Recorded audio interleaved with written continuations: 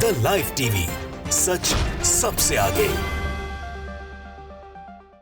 जब से देश में बीजेपी की सरकार आई है और उत्तर प्रदेश में जब से योगी जी मुख्यमंत्री बने हैं, तो एक बात जरूर हुई है, कुछ हुआ हो या ना हुआ हो, एक बात जरूर हुई है कि सरकार के काम काज पे से और सरकार से लोगों का भरोसा उठता जा रहा है। ये मैं इसलिए कह रहा हूँ कि इस तरह से कई सारे एनकाउंटर्स के मामले में सवाल खड़े हुए, कई सारे जो इश्यूज़ हैं उन पर सवाल हैं जिनके जवाब आज तक ही बीजेपी की सरकार नहीं दे पाई। और अब मुख्तार अंसारी साहब के इशू को लेकर पूरी योगी सरकार जो है वो सवालों के कटघरे में है, लेकिन कोई जवाब इनको देना नहीं है। जवाब देंगे तो उलझेंगे, फंसेंगे। इससे बेहतर है कोई जवाब नहीं दिया जाए। जिस तरह से उनकी मौत हुई है उसको कई लोग पूरी थ्योरी को समझाते हुए साफ तौर बता रहे हैं कि यह हत्या है, साजिशन हत्या की गई है। किस तरह से एक व्यक्ति जो पिछले कई वक्त से कह रहा था कि मेरी हत्या की साजिश चल रही है, उससे पहले एनकाउंटर के भी बारे में चेताया था कि हो सकता है, उसके बावजूद भी उसकी मौत होती है। और मौत के कई सारे कारण जो हैं वो एक तरह से सवाल के रूप में बचे हुए हैं। लेकिन अब एक गंभीर आरोप जो है वो वहाँ के जो सांसद हैं उसके मुरादाबाद के एसटी हसन साहब, उन्होंने भी लगाया है।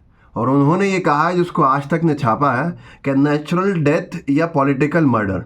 सपा सांसद ने उठाए सवाल, बोले सुप्रीम कोर्ट करे मुख्तार की मौत की जांच। उन्होंने ये कहा कि जो उनकी बिसरा की जो जांच हो रही है मुख्तार अंसारी साहब के, वो भी उत्तर प्रदेश से बाहर किसी लैब में होनी चाहिए।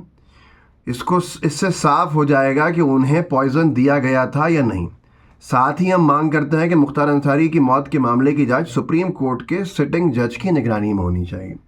उत्तर प्रदेश की सरकार पे अगर सवाल हैं तो उत्तर प्रदेश की सरकार के ही अधीन आने वाले अस्पतालों में जांच पोस्टमार्टम पे कैसे भरोसा किया जा सकता है? अगर सरकार ही कटघरे में है तो सरकारी मशीनरी पे ही आरोप लगा हुआ है, तो जाहिर सी बात है। और ये भी कह रहे हैं कि फिर कैसे भरोसा होगा भाई? किसी और राज्य की जो पुलिस है, जो इन्वेस्टिगेटिव एजेंसीज़ हैं, उनसे जांच कराई जाए। जो लैब्स हैं, जो सरकारी अस्पताल हैं, चाहे वो कर्नाटक हो या हिमाचल प्रदेश हो या पश्चिम बंगाल हो, इन राज्यों में क्यों नहीं भेजा सकता है? सवाल तो यहाँ पर एक बहुत बड़ा खड़ा हो गया। और ये सब के सब जो है आज बातें चल रही हैं वो एक ही सवाल पे आके अटकती है कि ये जो सवाल इन्होंने सांसद जी ने पूछा कि ये जो मौत है मुख्तार अंसारी की, वो नेचुरल हुई है या फिर पॉलिटिकल मर्डर है। ये मैटर ऑफ इंक्वायरी है।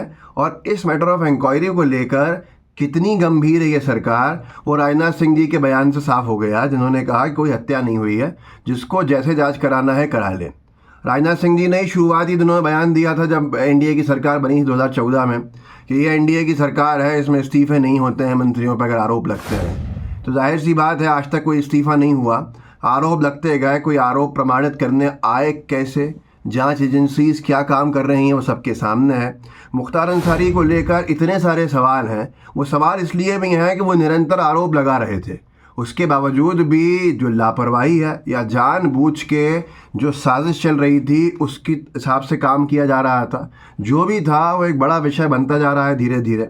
अब यहाँ पर ये एक बड़ा इम्पॉर्टेंट पॉइंट उन्होंने कहा है कि साफ़ होना चाहिए कि पॉइज़न दिया गया था या नहीं। बता देना लिखा आज तक ने कि मुख्तार अंसारी की गुरुवार की रात रानी दुर्गावती अस्पताल में मौत हो गई थी। बांदा जेल में बंद मुख्तार अंसारी की तबीयत बिगड़ने के बाद करीब 8:30 बजे मेडिकल वो है जो लाया गया, और जहां 9 डॉक्टरों की टीम उनके इलाज के लिए जुटी, लेकिन उन्हें बचाया नहीं जा सका था। आप सोचिए, 9 डॉक्टर्स को लगाया जाता है। मुख्तार अंसारी 1-2 दिन 3 दिन पहले अपने परिवार से बात करते हैं, उसके बाद एकदम उनकी तबीयत बिगड़ती है। किसी ने ये कहा कि उनको आईसीयू से जेल भेज दिया जाता है, परिवार के लोग जाते हैं, उन्हें मिलने नहीं दिया जाता। ये इतने सारे गंभीर सवाल हैं जिनके ऊपर कोई जवाब नहीं दे सकता। अगर मैं अपनी बात कहूँ कि किस पे केसेस हैं, तो फिर बहुत सारे सवाल खड़े हो जाएंगे। ये जो आज़ाद घूम रहे हैं, सदन में बैठ रहे हैं, उन पे कितने गंभीर केसेस लगे हुए हैं। लेकिन मुख्तार अंसारी या तो मुख्तार अंसारी हों। उत्तर प्रदेश में आज लोगों ये कहने आम बात हो गई है, लोगों के कहने में, कि ब्राह्मण और मुसलमान, अगर इन 2 वर्गों पे केसेस हैं तो इनका तो क्या हाल करेगी सरकार, योगी सरकार। जातिवादी जहर के चलते उसकी कोई कल्पना नहीं कर सकता। लेकिन आज गंभीर सवाल इसलिए है कि प्रशासन से लोगों का भरोसा उठेगा।